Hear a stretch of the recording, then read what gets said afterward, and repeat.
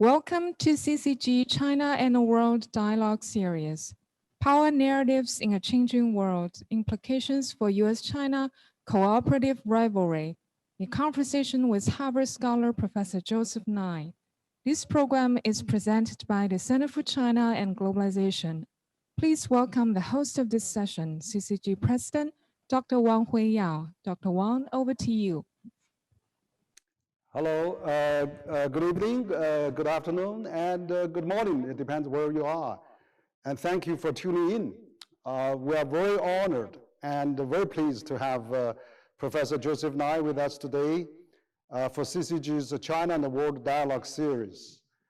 And actually, CCG is a leading think tank in China that has been ranked top 64 by the University of Pennsylvania, and also we are also the only think tank in China that has United Nations special consultant status.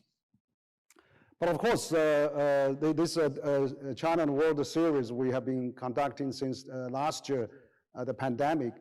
We already featured a number of well-known international opinion leaders and scholars like Thomas Friedman, and of course tonight we are with Joseph Nye. We also have other professors like we had Graham Allison, and of course we're going to have a number of more coming up as well. Last year we also did with Wolfgang Ischinger, John Thornton, and also many more well-known international scholars. So Professor Nye actually is a university distinguished service professor, Amherst, and also former dean of the Harvard Kennedy School of Government. He received his bachelor's degree from Princeton University, and he has a Rhodes scholarship to the Oxford University, and he's had his PhD in political science from Harvard University. So he has worked in 3 government agencies, so a very impressive career he has. From 1977 to 79, Joe served as a deputy to the Undersecretary of State for Security Assistance, Science and Technology, and chaired the National Security Council Group on Non-Proliferation of Nuclear Weapons. So actually, in recognition of his service, he received the highest Department of State accommodation, the Distinguished Honor Award. And also in 1993 and 1994, he was a chair of the National Intelligence Council, which coordinates intelligence estimate for the president. He was awarded the Intelligence Community Distinguished Service Medal. And also the other part is in 1994 to 1995, he served as Assistant Secretary of Defense for International Security Affairs, where he has won the Distinguished Service Medal. So Joseph is very famous for his academic and also the scholar career. And I remember I was at Harvard Kennedy School, 11, 12 years ago. You were so kind to actually interview with us, and also we had a book that you have also wrote a preface for us. So I really appreciate that. And of course, Joe is a fellow of American Academy of Arts and Science, of the American Academy of Diplomacy, and of the British Academy. And also in a recent survey of the international relations scholars, Professor Nye was ranked as the most influential scholar on American foreign policy. And also in 2011, Foreign Policy named him one of the top 100 global thinkers. So Professor Joe, today we are really pleased to have you, and perhaps you can say a few words to our online audience, in China and elsewhere. Well, it's a pleasure to be with you and to visit the Center for China and Globalization, even if it's only virtually. I look forward to the day when we can once again greet each other personally. But I think the topic of how power is changing in the world and how that's going to affect the relations between the United States and China is one of the absolute central topics of our century. In the recent book that I published, Do Morals Matter, in the last chapter, I say that there are two great power shifts going on in this century. One is a power shift from west to east, which means from basically Europe and the Atlantic to the Pacific and Asia.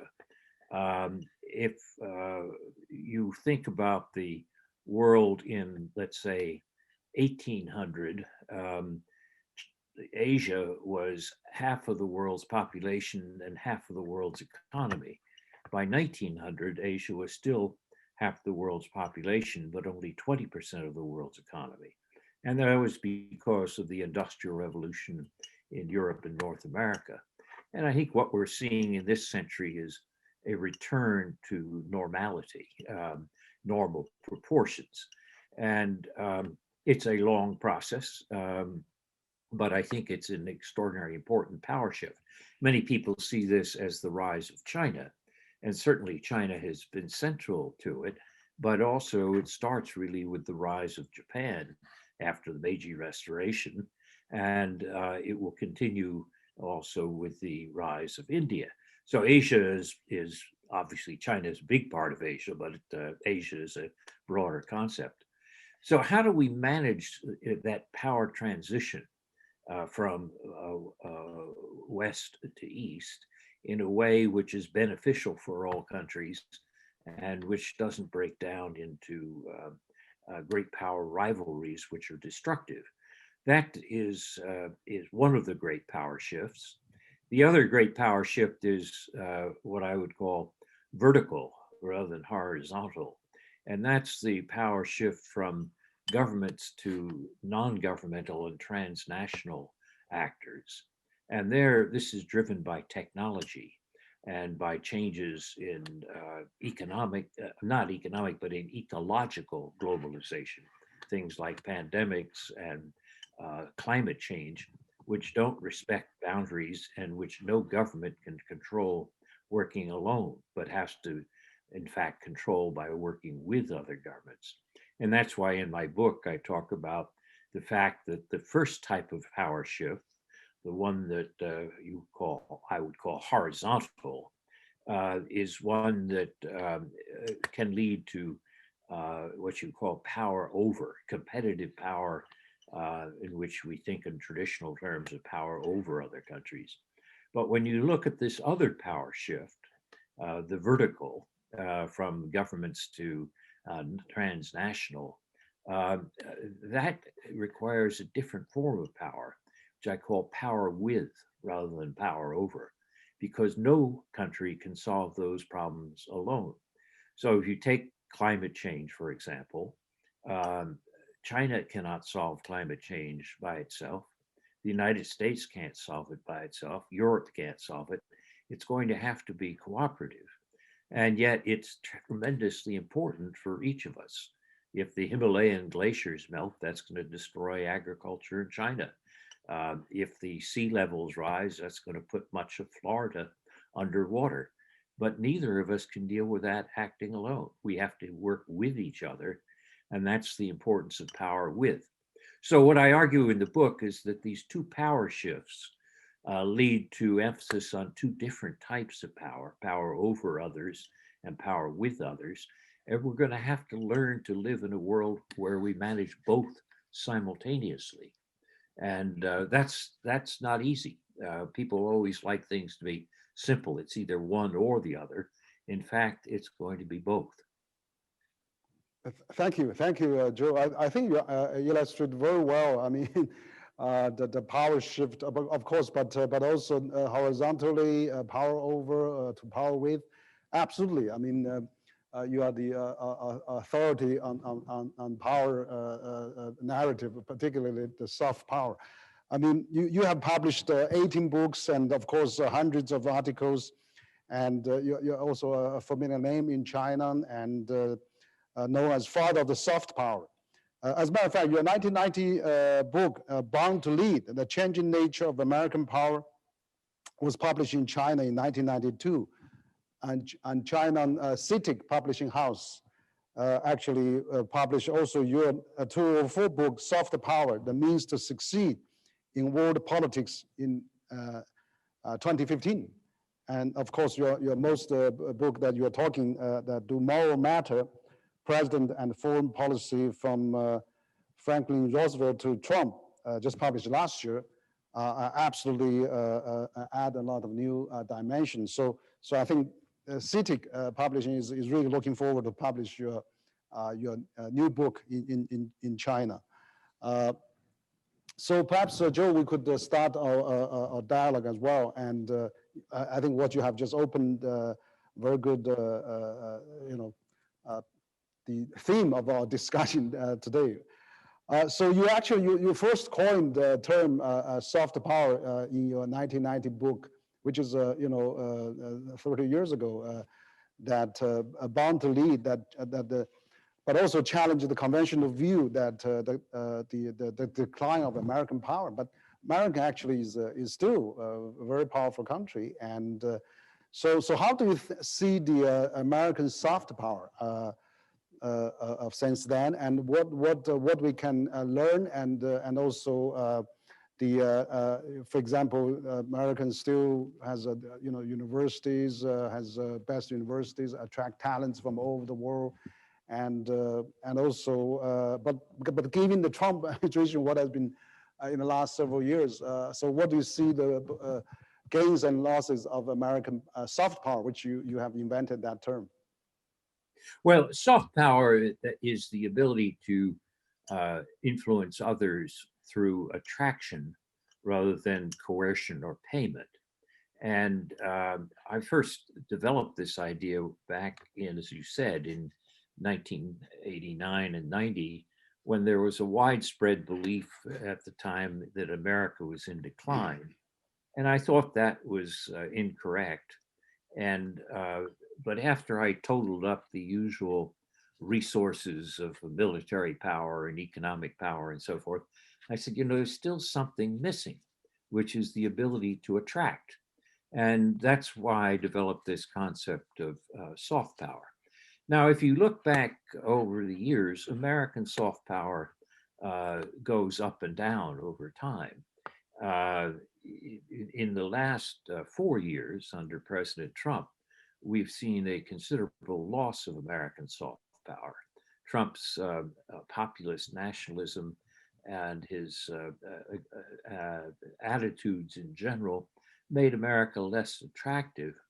And I think that the last 4 years have been bad years for American soft power. You can measure that by looking at public opinion polls like Pew poll or Gallup poll and so forth of international opinion. On the other hand, I think it's likely that American soft power will recover under President Biden. He's already reversed some of the things that Trump did, which were particularly unpopular, such as the withdrawal from the Paris Climate Accords or withdrawal from the World Health Organization. And so those are things that help. In addition, his attitudes more generally, I think, are less nativist, nationalist, and therefore will make the United States more attractive to other countries. But does it indicate American decline? No. I mean, the interesting thing to me is that there are always beliefs that America's in decline. It comes in cycles. And what they miss is that the ability of the Americans to be resilient, to regenerate themselves. Take the 1960s. The United States was extremely unpopular around the world because of the Vietnam War. But by the 1970s and 80s, American soft power had been restored. And so in that sense, while we've had a bad 4 years under Trump, I don't regard that as a sign of American decline. I think it's more a typical of the cycles that we've gone through in the past. And I expect that we'll probably recover from this one as we have from others in the past. Mm-hmm. Yeah, great. And but we know that the world has really changed quite a lot compared with the 90s and and the end of last century, for the first 20 years of this century, we see the globalization really expanding rapidly, and also multinationals being operating worldwide, and also somehow as they're operating worldwide, but then also that they're probably not really benefiting enough their home country or their coast country, where we see the gap. For example, in the U.S. is between rich and poor is widening, and so that will generate a lot of populism, nationalism. What do you think about this kind of deglobalization? Really has a damage of the soft power, not only for the U.S. but for other countries as well. So in terms of we're seeing setbacks for the soft power, because I think that when people have enough hard power, as you said, everybody looks for attraction, want to be more attractive, and then soft power actually add more values to that.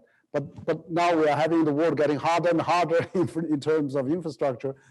The soft, gentle part is disappearing a little bit. So how can we address that? Well, I think you're right that one of the things that globalization has done is produce challenges to different groups within domestic society, and that is stimulated populism and nationalistic reactions. So if you're a factory worker in, let's say, the middle of the United States, and you lose your job because the job has gone to China or to Vietnam, you're not likely to be in favor of globalization. And you'll react against this, and that's many of those people wound up being voters for President Trump. And then again, I think you could argue that this increased the inequalities, that while some people benefited from globalization, others didn't. And that rising inequality is another tension on the political system. So a country's soft power depends not just on the words that it says, but on the deeds that it does and the way it practices its own values at home. In that sense, I think that what we've seen is globalization has produced a degree of populist reaction, which has produced a polarization in politics, which has undercut the attractiveness or soft power of the United States. And I think that is a real factor. I think one of the things that President Biden is doing is focusing on his domestic agenda to try to cure many of those aspects. And I think that he is headed in the right direction for that. But I think it's definitely true that globalization produces a reaction, and the reaction can in fact undercut soft power.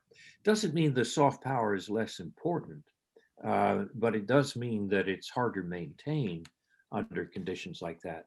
What you see when you have disruptive social change is a tendency to populism and nationalism. And you see this in many countries. And that nationalism is attractive to people inside the country, but almost by definition, since it sets a country apart in an antagonistic role, it's not attractive to others. So, I mean, this is a problem for the United States. It's a problem for China too. If you take the so-called wolf warrior diplomacy, that's very popular inside China as part of the response to Chinese nationalism. It's not very popular to other countries. Yeah, I think that your mention of the soft power is really, I think, something probably go down in history as something really to make the world more friendly, more charming, more attractive. People really paying attention, country paying attention to its soft power, and I think also you gave quite a good comment on when you actually wrote an article in Wall Street Journal in 2005 on the rise of Chinese soft power, and citing Yao Ming, and also the film Crouching Tiger, Hidden Dragon, and also 2008 Summer Olympics. But also, I think one of the soft power probably is that China now trying to have a lot of students studying in the United States. We hope that more American students studying in China, but also outbound tours, about 100 million before pandemic. But also, China has a 5,000 years history, and also the Confucianism, and also now some new soft ideas really getting into the population, like President Xi's Green Mountains, Gold Mountain. This environmental concept is really getting a hold in China, and also I can see for example, the collectivism, a bit of that 5,000 years history is helping China fighting pandemic as well. So what do you see the China soft power, and what can be done to improve, or maybe you could add, or because I think you'd be really a great observer of different countries' soft power, and not only United States. Well, China's soft power has many sources. One, of course, is traditional Chinese culture, which is very attractive. And indeed, the very idea of soft power can be traced back to great Chinese thinkers like Lao Tzu. In other words, I may have coined the words soft power, but the concept of influencing others by attraction is an ancient Chinese philosophy. So Chinese traditional culture is a source of soft power for China. Another major source of soft power for China is China's remarkable economic performance. I mean, China has raised hundreds of millions of people out of poverty in the last 40 years. And this is widely admired, and it provides attraction and influence for China. So I think if there are deep sources for China's soft power, I think there are also problems in China's soft power. One is when you have conflicts with your neighbors, for example, as China has with many countries related to the South China Sea, or where you have, problems, let's say, about the borders with India, that makes it hard to generate soft power in those countries. I mean, you can set up a Confucius Institute in New Delhi to teach Chinese culture, but they're not going to attract Indians if Chinese soldiers are killing Indian soldiers on the Himalayan borders. So one problem for Chinese soft power is the existence of these conflicts, about territorial conflicts with a number of neighbors. Another limit on China's soft power is the insistence on tight party control of civil society. A great deal of a country's soft power is produced not by its government, but by its civil society. And that makes the country more attractive and more resilient. If the party insists on clamping down on everything in civil society, it makes it less flexible, less attractive. So if you have a creative genius who's produced by Chinese civil society, the best thing to do is to celebrate that. Not to try to control it. And we saw this just this week with this Chloe Zhao, the Chinese film director who won the Oscar for Best Director. And that should be celebrated in China, not censored. Yeah, absolutely. I think there's of course, sometimes they have a different interpretations on that, but I think China probably with a 1.4 billion people population, and then the standards, and also measure the soft power is a gradual process. I would say probably, for example, that given the 5,000 years history, given the collectivism society, and also maybe people willing to sacrifice a little individual freedom, but for the sake of a community, which has demonstrated very well at this COVID-19 fighting in China, which, what happened in India is very tragic. We've been seeing these days. But in China, basically everywhere you go, there's no more COVID-19 cases now. So yeah, I think some of those things is also a changing dynamic. Of course, there's always room to improve, absolutely. But I think, giving a country as big as China, and also everything is experimenting forward. We probably take a lot of different perspectives. And I agree with you, the 5,000 years history, the culture, and also how to really stimulate the individual innovative spirit is a constant subject for China to get more master of that. So this is really great. We talk about this, we find out what are the things we can do better, what are things America can do better, and of course, the world can learn from each other, of course. But in your recent book, I mean, this is really interesting that the Do Morals Matter? You have a recent new book, which just published last year. So you provided an action analysis of the roles of ethics in the U.S. foreign policy and of American era after 1945 through each president, from Franklin Roosevelt to President Trump. So now we are facing a more challenging, much challenging world, more complex world now. And so what do you think about President Biden, since he's about 100 days already in his office? So you just analyzed the 14th president before him. So what do you think about President Biden? And also, well, yeah. No, I say Biden it's much too soon to judge him historically, because we only have seen 3 months of his presidency. But on the 3 months that we've seen, the 100 days, he seems to be doing pretty well. In other words, President Trump took a position of being divisive for political support, and his popularity in the American public never rose above 50%. President Biden has taken a different approach, which is to try to appeal more broadly, and his popularity is somewhere measured around 57%. And that's an indication of a different style of leadership that Biden has than what Trump has.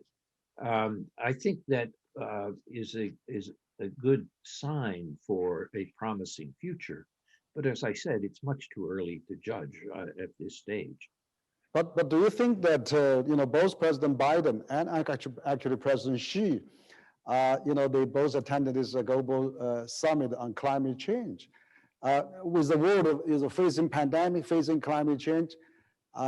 Do they demonstrate some kind of moral leadership? I think to really, if China and US can work together on this pandemic fighting, even more so maybe on pandemic fighting, we probably have a much more organized world. But I think that that kind of moral leadership is, for both President Biden and President Xi, is really important these days, aren't they? Oh, I think that's exactly right. I've argued that we have to think of the US-China relationship as what I call a cooperative rivalry. There will be areas of rivalry. For example, different views on the navigation of the South China Sea. That will be an area of traditional type of rivalry. But when it comes to ecological interdependence, which is illustrated by climate or by pandemics, viruses don't respect nationality. They just want to reproduce themselves. So they cross borders without any respect to what governments say or politics. And the same thing is true with greenhouse gases. In that sense, we have to be able to realize that ecological interdependence, which is a new form of globalization, is one where it's going to require cooperation. So while there'll be a rivalry on certain areas, there has to be cooperation at the same time. I was very pleased to see that that you had at this virtual climate summit, which which Biden had last week, to see the presence of President Xi, President Putin, and others, because it really is essential that we overcome the rivalries in the areas where we must cooperate, because there's no alternative to cooperation. Yeah, absolutely. So you actually said that in the past that the development of soft power need not be a zero-sum game. So if we can have establish a cooperative rivalry, and but where area we need to compete, but where area we need to collaborate and cooperative, become the norm of the time would be very good. But also we try to find attractive parts of each other, so we can national interests of China and also the United States are partly converge. I mean, in terms of fighting a pandemic, in terms of climate change, but also partly conflict, as you mentioned as well. So the soft power probably can reinforce each other. So if we can find those soft spots and really press on that, that'd be really great, and so that easy for China and US to manage the conflicts. And so do you think that the US and both US and China can gain the soft power from cooperating? Any more areas we can collaborate? For example, President Biden announced that the US is going to propose a $2.3 trillion on infrastructure. And you probably know China in the past 4 decades has built a super infrastructure. They have 2/3 of the global high-speed train networks now, and out of the 10 largest container ports, 7 of them in China, and also longest bridges and things like that. And so can we really work on that? And an Asian Infrastructure Investment Bank is one of good example that China is working with European countries, except US and Japan now. Maybe we could work with US to upgrade that to a World Infrastructure Investment Bank, so that we can help developed countries, and maybe both US and others, and China too, so that we can cooperate with more interest of each other. And I remember last time when we at the same panel with Boal webinar, you talk about have a China use set up a COVID-19 fighting fund to work on that. So what do you think about those areas that can increase our soft power with each other, so we can collaborate even more so? I think that's correct. Soft power doesn't have to be zero sum. If, for example, China becomes more attractive in the United States and US becomes more attractive in China, that can help both of us to overcome our differences, our conflicts. So some years ago, I remember co-authoring an article with a distinguished Chinese scholar, Wang Jise of Beida. We pointed out in that article that soft power can be positive sum, in which both sides can benefit simultaneously. Not always, but in some instances. And that's why it's important for the US and China to find areas where they can cooperate, because we'll both look more attractive in the eyes of other countries if we do so. Most countries don't want to have to choose in a harsh way between China and the US. And to that extent, when we're seen to be cooperating, particularly on the production of global public goods, you can imagine that increasing China's soft power and increasing American soft power at the same time. I did, as you mentioned, I did mention the idea that the US and China could work together on this whole idea of strengthening the health systems of poor countries, including their vaccine capabilities, which would be good for us as well as good for them, and which would also enhance the soft power of both our countries. Mm-hmm. Yes, absolutely. And that China and the US, there's many ways actually being the 2 largest economy in the world. I mean, also particularly the US has been building this post-war global governance system. that China is actually benefiting from this system, also trying to add on, trying to work more actively on that. It's enormous areas to work together. So you actually, I noticed that you don't really like this the metaphor, Thucydides trap, that maybe the rising power challenges ruling power, and then you said that either there's a challenging part of it, there's also fear part of it, but we make a self-fulfilling prophecy on that, but let's not overemphasize that. So that's really an interesting thing. Maybe you can elaborate a bit on that. That's really an interesting thing, because really we don't want to get stuck into kind of a deadly confrontation, because after all, we are so much interdependent now. Well, I think that's right. I think there's some validity in the fact that a rise in power can create fear in an established power, and that can be a source of conflict, but it doesn't have to be.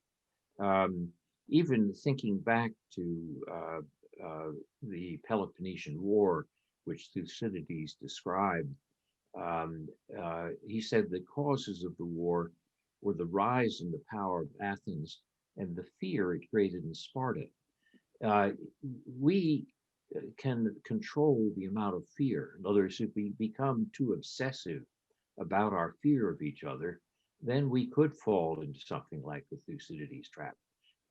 My own view is that we don't have to succumb to that type of fear. Basically, as I see it, China does not pose an existential threat or threat to the existence of the United States. China is not trying to take over the United States, and the United States doesn't pose an existential threat to China. We're not trying to take over China. So in that sense, we will compete, but we should limit the fears. It's not as though it's life or death fears. In that sense, going back to Thucydides, the rise in the power of China is something which is likely to continue. There's not much we can do about that. Only China will do something about it, which is how it behaves domestically.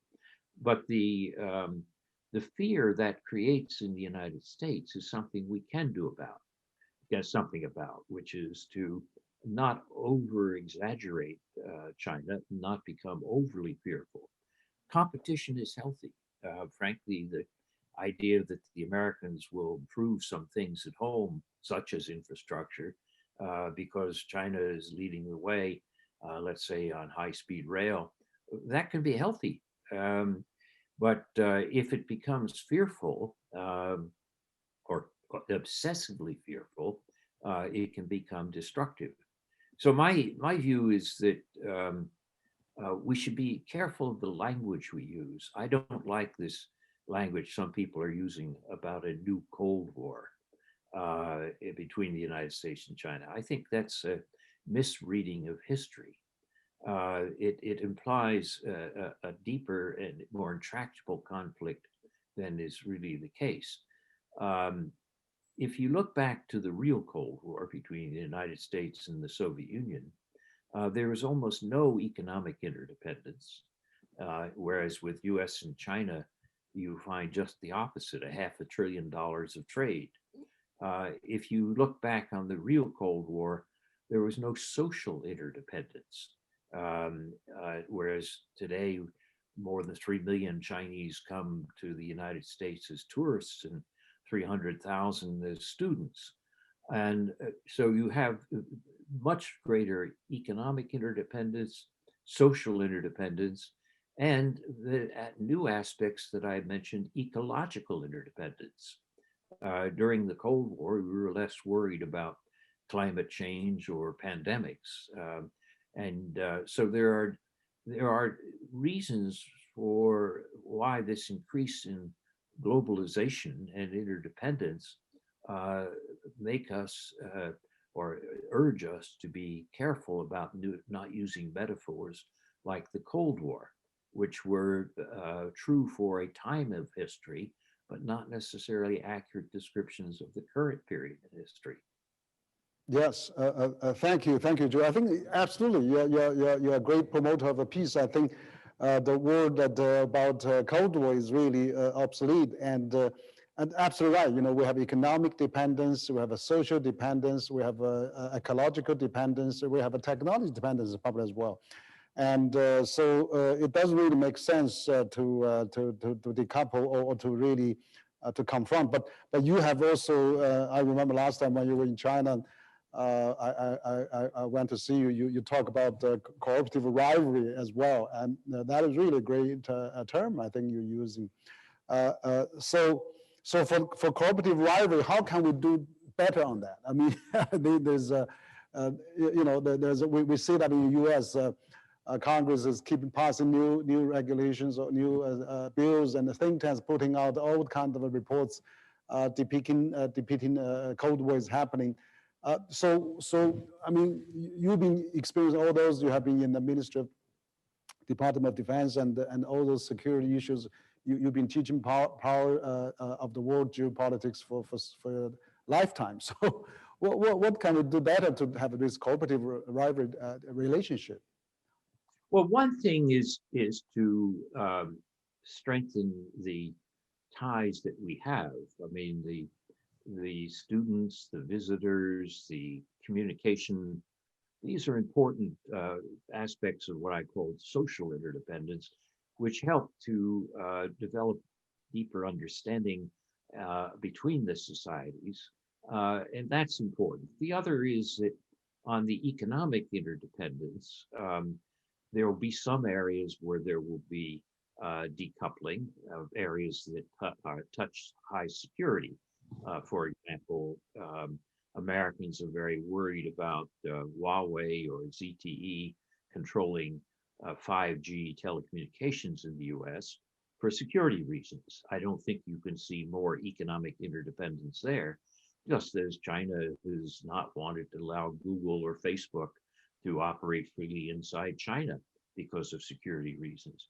So there'll be some areas where there'll be decoupling, but that doesn't mean we want to see overall economic decoupling, which would be extraordinarily costly for both countries. And then finally, this question of how do we manage the relationship overall so that we avoid miscalculations or accidents. You know, the people who talk about 1945 and the Cold War are picking the wrong date for historical analogy. As Henry Kissinger points out, 1914 is something we should pay more attention to. All the great powers in Europe at the time did not want World War I. They expected in their competition in the Balkans to have a short, sharp conflict which would redress the balance of power and things would go back to normal. Instead, through miscalculations and failure to manage the relationship, to manage the competitive parts of the relationship, they wound up with 4 years of war, which destroyed 4 empires and destroyed the centrality of Europe in the global balance of power. We have to be extremely cautious and careful that we don't allow some incident in the South China Sea or over Taiwan or something to lead us into a something which nobody intends with great unintended consequences. And that's going to require constant communication. So we need to enhance our cooperation in areas of interdependence where it's possible to cooperate. But on the areas which are competitive, we have to be much more cautious and attentive to how we communicate with each other to make sure that we don't have miscalculations.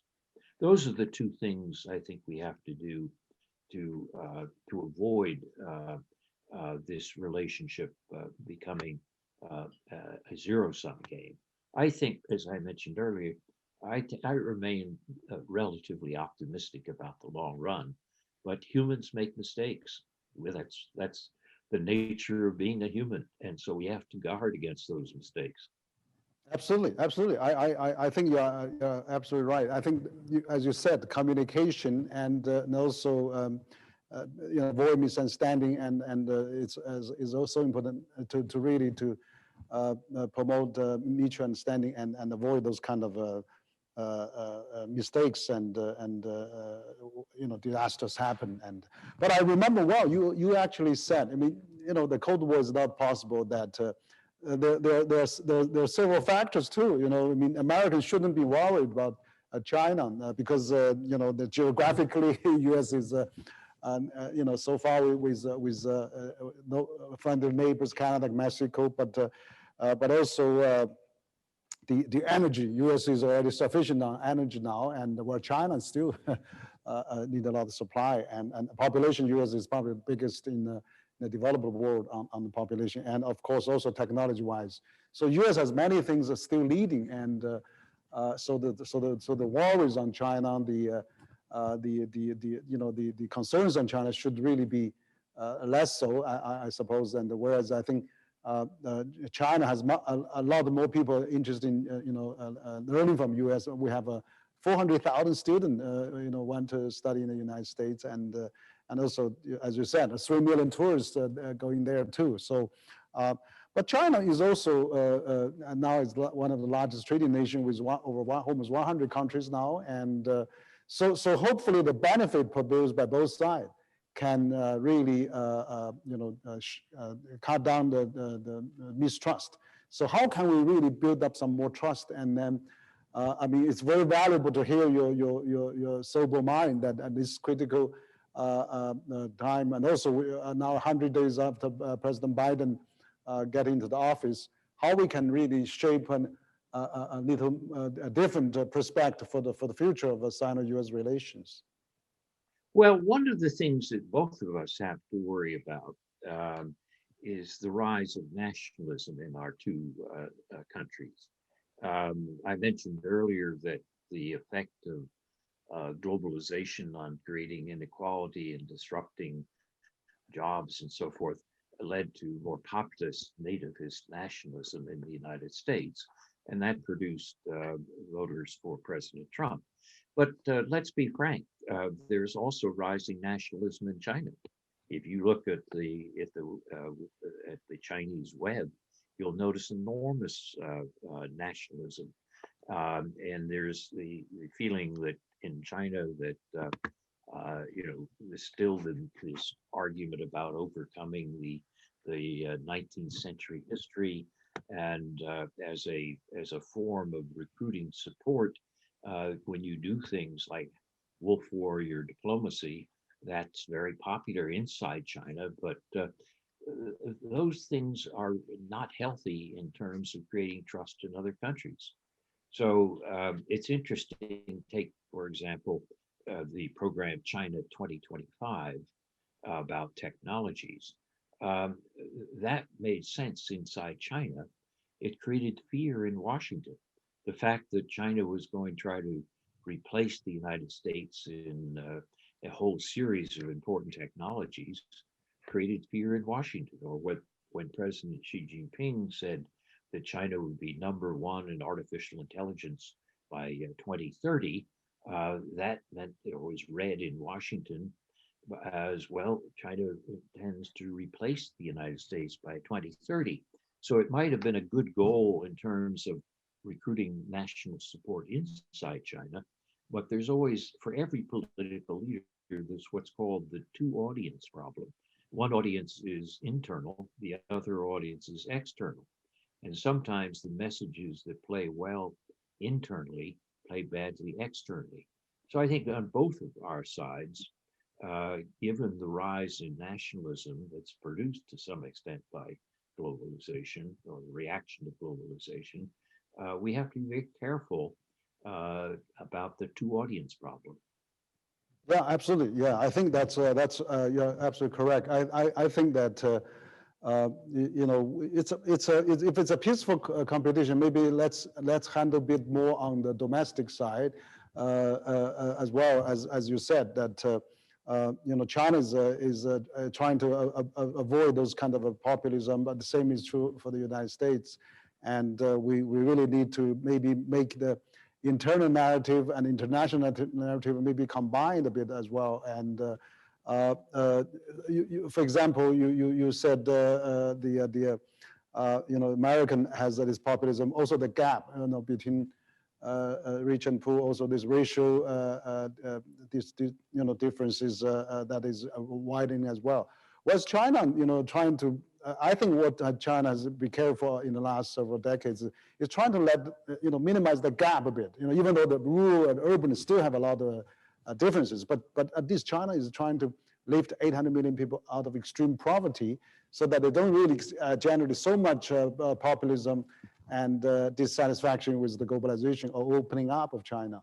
So, so I think that lessons can be learned for both countries on that as well. And the problem is how we can really get multinationals and all those big players. As you said, we may need more non-government, non-profit philanthropy and all those things to work together for the globalization. So we have an inclusive and balanced globalization, particularly developing countries now with all the things happen on the COVID in the developing countries. So it's absolutely important that the US and China work together. We just, last weekend, we celebrated the 15th anniversary of the ping-pong democracy. The slogan then was friendship first, competition second. That was a very, very interesting one. But also I really hope that veteran professor like you've been seeing all the ups and downs. So what's your take on the future of Sino-US relations? I noticed you have given quite a few scenarios. I mean, for the future, for those 5 scenarios you mentioned. Yeah. Well, one can imagine a variety of scenarios. Anytime you try to guess the future, you have to realize there is no one future. There are many possible futures, and they're affected by events that we don't know about, which are unexpected. And they're affected also by our own actions and how we choose what behaviors we're going to follow. So one can imagine futures of US-China relations which are bad and ones that are good. And we have to then say, what are the things we can do that can steer ourselves more toward the good relations, which are beneficial to both. It's interesting, if you look back historically, since 1945, we've gone through a series of relationships for the first 20 years or so. Things were pretty tough. After all, US and Chinese soldiers fought each other on the Korean Peninsula in 1950s. So we had 20 years, if you want, of tense relationship. Then, as you pointed out, we had ping pong diplomacy and the easing of relations. You had the Nixon visit to Beijing, and you had another 20 years then of improving relationships. Then you had a period where with the Clinton administration, the desire, as with a rising China, to integrate China into the international order through the World Trade Organization and so forth. And then that lasts nearly 20 years, but you have, with the period of the arrival of Donald Trump, 2015, 16, and so forth, a feeling among many Americans that China was not playing fair, that it was subsidizing state-owned enterprises and stealing intellectual property and militarizing islands in the South China Sea that President Xi had promised President Obama he would not do. And there was a reaction against this. So we started another cycle. So we've gone through ups and downs roughly on 20 years. If you use that same 20-year cycle, we're in the middle. If it starts around 15, then 25 is 10 years. I hope that it doesn't have to last that long, but it's quite possible that we'll have intense competition for 20 years. My own personal view is what I said earlier, that I don't think China is an existential threat or a threat to the existence of the United States, or that the United States is threat to the existence of China. So in that sense, I think that you could imagine some period, who knows, maybe we're talking about 2035, where you'll see the cycle turn toward better relations again. Maybe we can benefit and have it sooner than that. But as anytime you predict the future, you have to realize that history is always full of surprises. That every time you think you know something, there's going to be something which you haven't taken into account. So that makes it all the more important that we try to use our own actions cautiously so that we don't get the wrong sorts of surprises. Great, and absolutely I agree with you. You know, China is no threat to the United States, and hopefully U.S. is not a threat in China as well. I mean, because U.S. already has so much abundance around its countries and very rich in all kind of resources. You know that geographically so far away from China as well.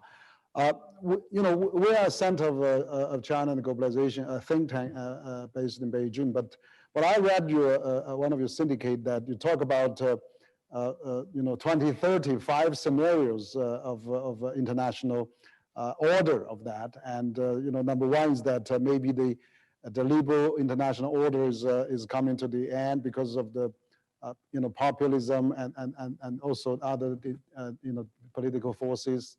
And also you mentioned about the second is scenarios maybe in you know something to the 1930 scenario that with massive unemployment, economic depression, and also a politician take advantage of that to become a more populist protectionism.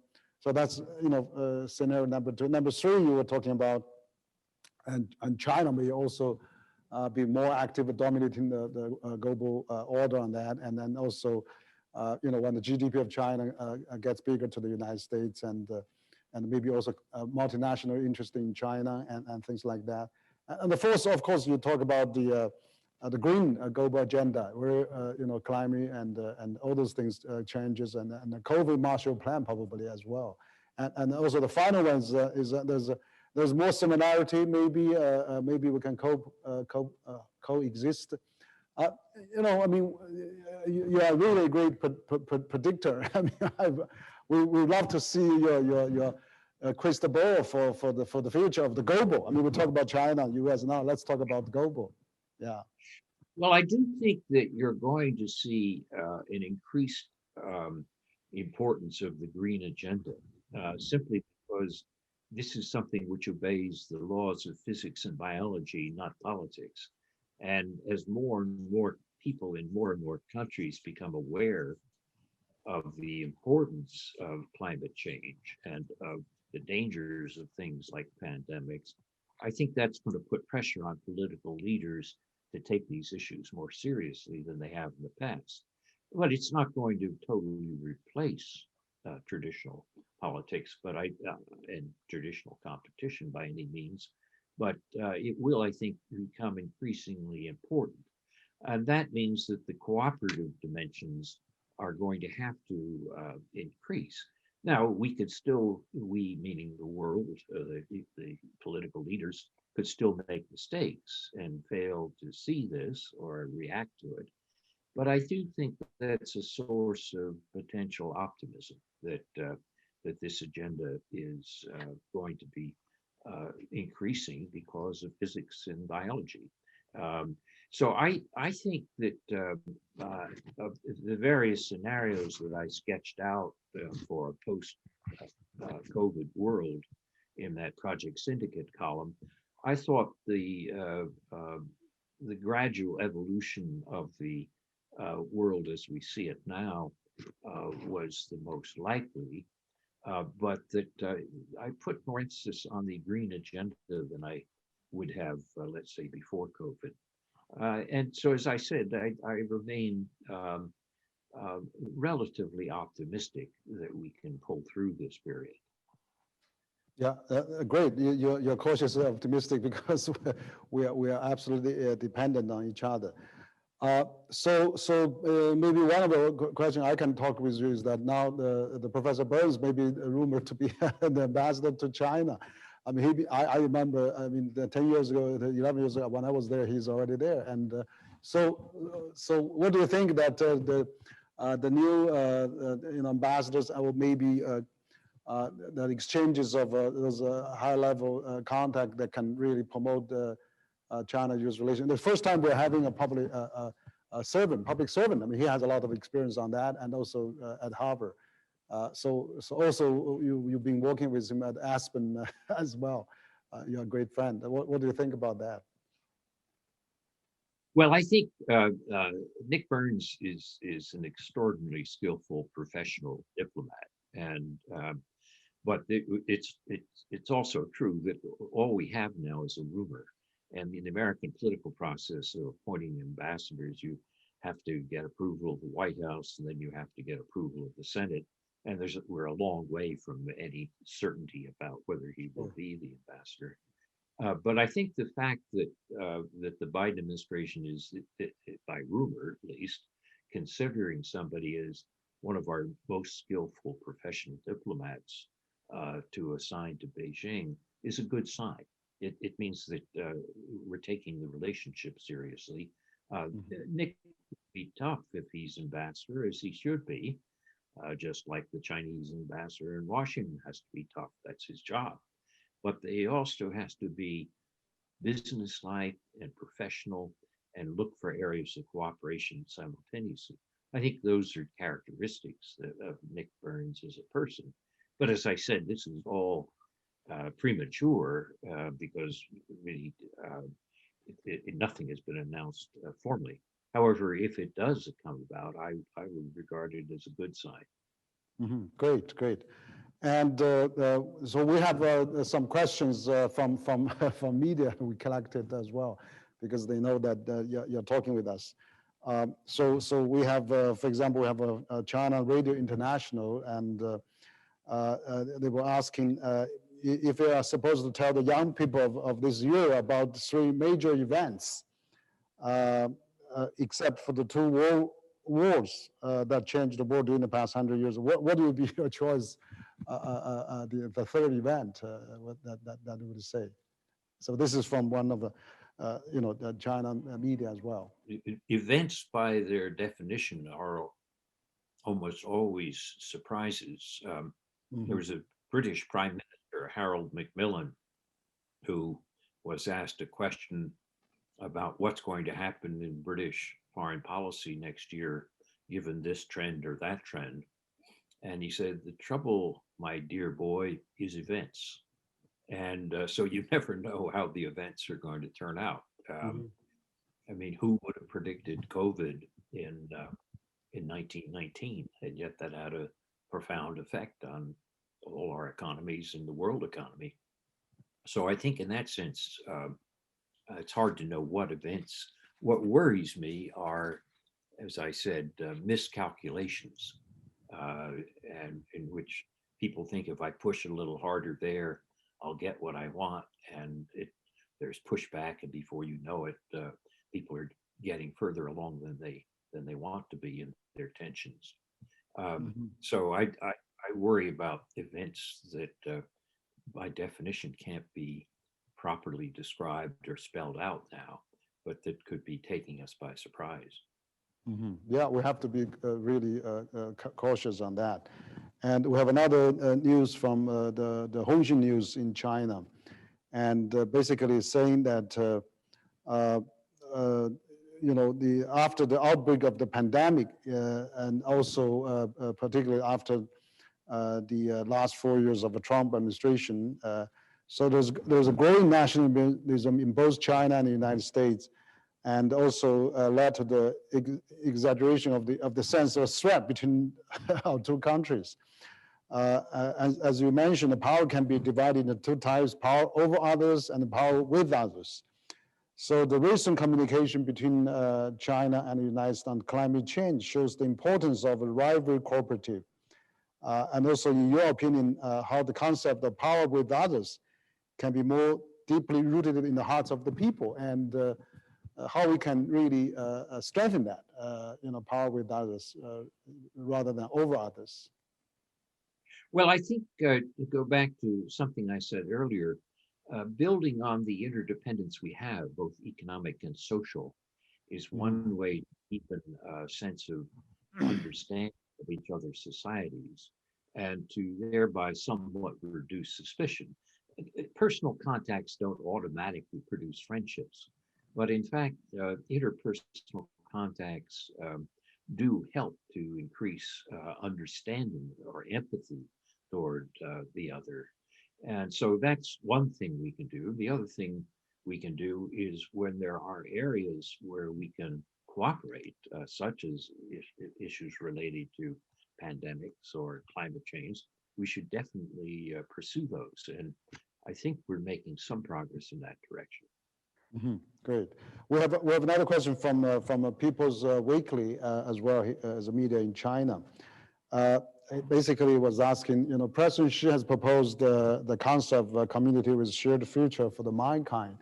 And so China is actually thinking globally, and the President Xi has mentioned that at the Davos as well for the meeting, this year and also in 2017. So how can the world leaders, really work together with some common narrative? I mean, climate change is one, and so what else can we really minimize the differences and then maximize the similarities, as you also mentioned? Well, I think the words that President Xi has expressed are welcome, but people watch deeds and ask whether words are met with deeds. So if we look at whether China is moving in the right direction on climate change, the speech that President Xi gave at the climate summit last week was very welcome. On the other hand, when we read the statistics, we notice that China is continuing to build new coal-fired plants. And some of these coal-fired plants will last for 30 and 40 years, putting out greenhouse gases. So I think people are going to want to ask, not just are there good words, but are there good deeds? That's true not just for China, it's true for the US. One of the interesting things is Biden's words on climate are good. He's now trying through executive actions and a program of decarbonizing the economy to see whether deeds can follow up those words. So basically, I would say deeds have to follow the words. Yeah, so one final question from also China Review News Agency as well. So he said that Biden administration continued to identify China as a revisionist state and also as a chief strategic competitor. So would Biden administration, willing to maintain some healthy competition with China while collaborate with China, and also as we know that we are recently Richard Haass, the chairman of Council of Foreign Relations, proposed, maybe we should abandon some ideological differences and let's have 6 countries, US, China, Russia, India, EU, and the Republic of Japan, form kind of some consultation mechanism. So would that be really, because if we really cut the water into ideological divide and not really viewing the actually happening of every country in reality, how can we overcome this kind of the competition really become a strategic competitor or rivalry? Well, those are good questions, and we do have mechanisms for coordination and consultation. I mean, we have 5 countries, if you want, in the UN Security Council. We have the Group of 20, which is the 8 major economic forces in world politics. And we also have the prospects for bilateral consultations. So there are a number of mechanisms that we have which can help us to coordinate. We have to make sure, though, that again, not just that we are having mechanisms for this, but that we use them properly. And I think I was encouraged by the summit in Washington last week on the climate as an illustration that that is going to be possible to do that. Great. So really appreciate, Joe, that you're taking the time to talk us. You know, you've been lives through for all those 50s, 60s, and you see all the historical events happening, and you really have this concept of a country soft power, which is really benefiting for us. We're actually quite, you've been really attractive. We had just about 800,000 viewers online to watch this, and I really appreciate what you said on the, China is not a threat, and also, we should really, it's a dependent world. We should really not think about decouple, maybe some few areas, but not, we have to live together. And also, Cold War mentality is not really great. And that is really, we should avoid that, or may abandon that. But also communication, you said, is so important, and people-to-people exchanges. And also, all those soft part that we should really increase. You give a lot of good advice to how U.S. and China can enhance soft power, and also with other countries too. So in the final conclusion remarks, what would you like to say to such a large audience? So we're hearing to live today. Yeah. Well, we're all human. We're bound to make mistakes. There are bound to be tensions and competitions between Chinese and Americans, but we have to keep it in perspective. We have more in common and more to gain from cooperation, and we have to keep that perspective. So I think if we have an optimistic view about our potential to manage competition and to practice cooperation, I think we can look to a good future. Great. So Professor Nai, thank you so much. And we appreciate your taking time to dialogue with us. We hope to see you next time. And also thank for our audience, and both in China and also other parts of the world also. So thank you, Professor Nai, very much, and good morning and good evening. Yes. Well, thank you. I've enjoyed our conversation.